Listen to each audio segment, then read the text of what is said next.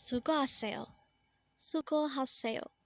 This is used to say keep up the good work in Korean.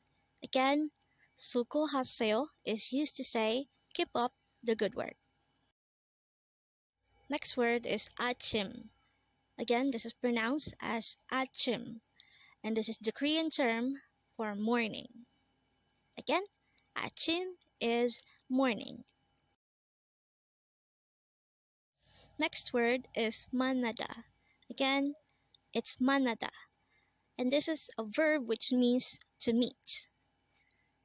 Again, Manada means to meet. Next word is Irum.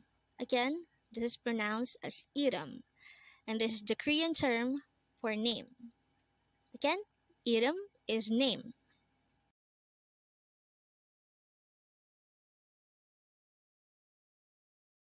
Next word is 보여요.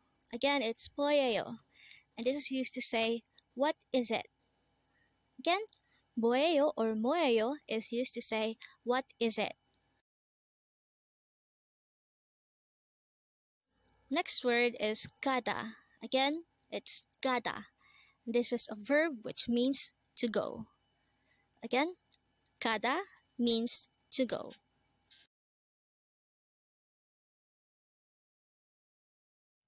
Next word is Hada. Again, this is pronounced as Hada. This is a verb which means to do.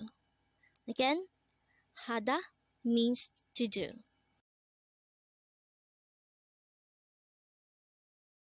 Next word is Urda. Again, it's Urda. This is a verb which means to cry. Again, Urda means to cry.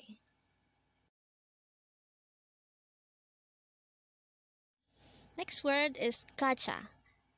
Again, this is pronounced as Kacha, and this is used to say, let's go in an informal manner.